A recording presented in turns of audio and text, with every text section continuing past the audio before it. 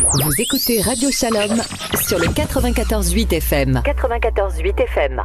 Et nous sommes en ligne à présent avec Rav Mendy d'Annan. Bonsoir. Bonsoir. Alors, on va parler un peu des communautés juives qui sont en banlieue, de leur vie. Elles ont souvent une très grande vitalité. Et principalement de celle de Fontenay, qui est la vôtre. Vous êtes Chaliar du Rabbi, Chaliar Lubavitch, dans ce secteur-là, dans cette région. L'action principale repose sur l'école Beth Menachem. Et là, on est vraiment 100% dans le judaïsme, quoi. D'abord, quand on installe une communauté, une école. Et oui, tout à fait. Alors, pour préciser, à Fontenay-sous-Bois, il y a plusieurs synagogues. Je suis notamment rabbin d'une synagogue qui s'appelle le Centre Hillel, dont j'ai le mérite d'être aux offices et de faire partie de cette communauté. Il y a donc, comme je disais, plusieurs communautés et une école qui est au centre de la ville, qui s'appelle le Beth Menachem, avec Baruch Hashem, une structure crèche, GAN, et une école primaire qui rassemble plus de 200 enfants. Oui. Donc on est vraiment le poumon, on va dire, de cette ville avec l'éducation. C'est un peu aussi le contexte qui vous aide à avoir ces enfants dans une ville qui n'est pas la plus grande de France, mais où il y a quand même une école comme ça de 200 personnes. C'est aussi parce que c'est difficile d'être dans les écoles publiques autour. Alors, on peut dire que il y a quelques années, il y a eu un élan des parents pour mettre les enfants dans un cadre plutôt sécuritaire dans des écoles juives, écoles privées, c'est vrai. Mais ces derniers temps, on sent vraiment une attirance vers l'école, tout simplement pour ce que l'école fournit aux enfants au niveau éducatif. C'est plutôt cela qui est mis en avant.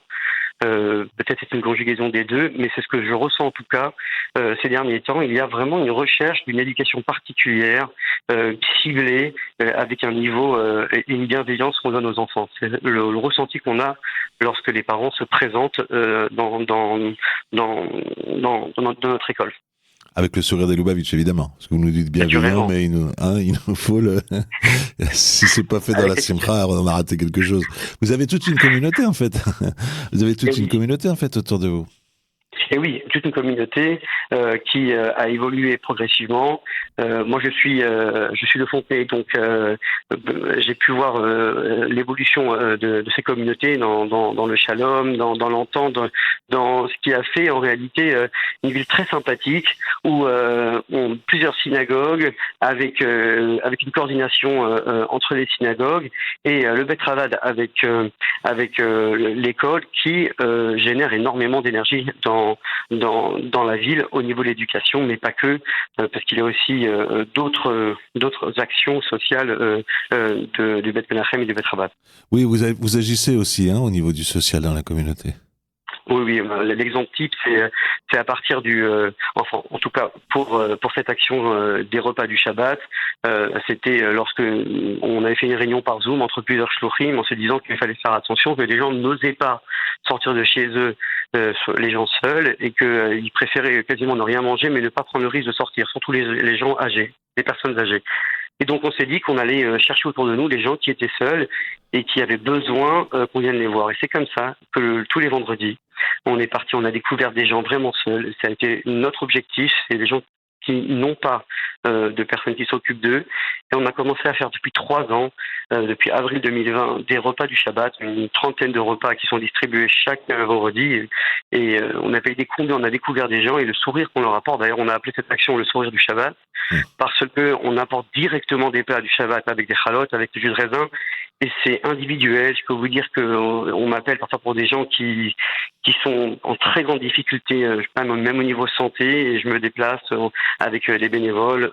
On leur met les téfilines et c'est pas uniquement un repas, mais c'est un moment d'échange, un moment où on lutte contre l'isolement lorsque quelqu'un arrive à la maison avec un sourire, avec un repas, avec un échange. Et très souvent, ça m'est arrivé, où la famille me demandait des informations sur ces personnes qui étaient isolées, parce qu'ils savaient que tous les vendredis, il y avait le chaliar qui passait, le rabbin qui passait, mettre les téfilines et apporter des mots de réconfort. Mais ça, c'est votre force. C'est votre marque de fabrique à vous et à toute votre chassidoute. Cette façon et d'aller vers les gens et d'aller même dans les endroits les plus seuls, les plus reculés. C'est votre marque de fabrique. Écoutez, c'est intéressant ce que vous dites. Il y a un très joli mot du Rabbi qui disait que de la même manière que quand il y aura Mashiach, le Melech HaMashiach, quand il va arriver, ce ne sera pas uniquement un appel par haut-parleur, mais il ira chercher chacun en le prenant par la main. Echad, un par un. Eh ben, nous, on pousse, on provoque Mashiach. Eh ben, nous aussi, on doit aller chercher les gens un par un.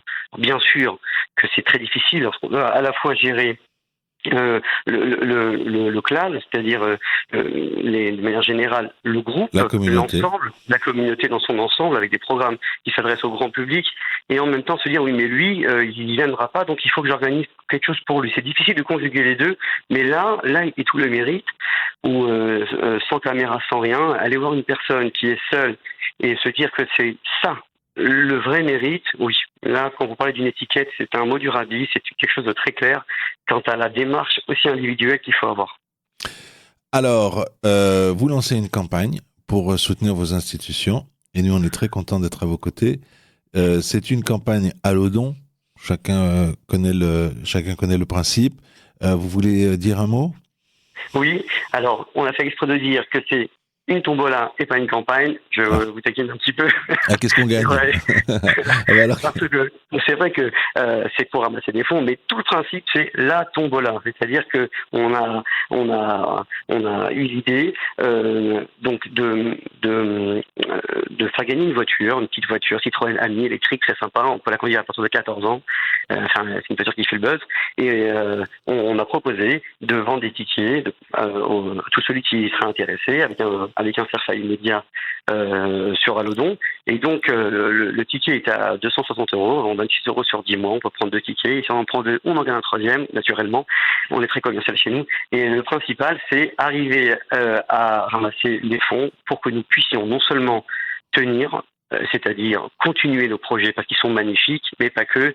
On a besoin de plus de place dans nos crèches. Peut-être Bezrat Hashem agrandir l'école, parce que les parents nous demandent mais quand est-ce que le collège? C'est vrai que actuellement il y a crèche, Yann, école primaire, de 3 mois à 11 ans, mais peut-être avec l'aide de Dieu, nous pourrions envisager d'aller chercher aussi ces enfants qui ont besoin d'une école de proximité au collège. Alors, si j'ai bien compris, pour 260 €, on peut avoir une voiture et on peut aider sa communauté ou une communauté de banlieue si on n'habite pas sur place, évidemment. Tous ceux qui nous écoutent doivent savoir, moi je le sais, je fais ça tous les jours, que ces communautés ont vraiment besoin d'être aidées. D'abord, c'est pas forcément celles qui vivent dans l'Ouest parisien, et donc elles n'ont pas forcément des moyens incroyables, et il faut absolument aider la communauté juive de Fontenay. Donc vraiment, ça me fait plaisir de vous avoir en ligne et de le dire aux auditeurs. 260 €, c'est un ticket de Combola. Vous avez voulu donner transformer l'idée de don avec celle du partage, quoi. Vous aussi, vous avez fait un effort, hein, c'est beau, pour que celui qui donne, il ait aussi de la chance, peut-être, on ne sait pas, d'avoir quelque chose. Et en l'occurrence, c'est une voiture, c'est pas rien. Alodon, tout le monde connaît. Oui. C'est comme les Zooms maintenant, tout le monde s'est habitué, et il faut, sur le site Alodon, donc alodon.fr, taper Bet Menachem Fontenay, et il y a des petits tirets entre chaque mot. Bet-Menachem-Fontenay. Rav Mendidanan, je vous remercie. Est-ce que vous voulez ajouter quelque chose? Juste vous dire comme quoi, d'abord vous remercier pour ce que vous faites, pour publier et diffuser nos actions, et dire que c'est vrai que c'est un ticket de tombola de 160, mais de toute façon l'idée c'est encore une fois de nous soutenir. Donc si il n'y a pas de petits et de grands dons, peut-être je vais à l'encontre du principe de la tombola, mais le principal c'est participer. Quand quelqu'un nous aide, Kadosh Baruch Hu, il voit le geste, et pour un Kadosh Baruch Hu c'est éternel. Quand on met une pièce à la Tzedaka, pour nous c'est maintenant, mais pour Dieu cette pièce, elle se renouvelle à chaque instant. Et moi je vais vous faire plaisir, Rav Danan. Oui, vous allez voir, je suis sûr que je vais réussir. Vous allez me dire oui, vous avez raison, il fait plaisir. J'ai appris un mot du Rabbi. Et c'est le suivant. On est, nous, maintenant, dans le livre que, en français, on appelle les nombres. Pourquoi? Bamidbar. Parce que c'est un livre où, dans la Torah, j'entends, où on compte tout le temps.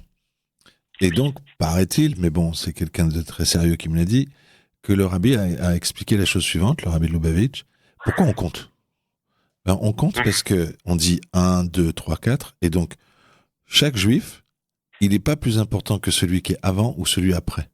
Compter, c'est un mode de réflexion où il n'y a personne qui est supérieur à l'autre. Qui que ce soit, d'où qu'il vienne, d'où qu'il soit. Et je trouve ça très très beau. Et c'est beau, hein.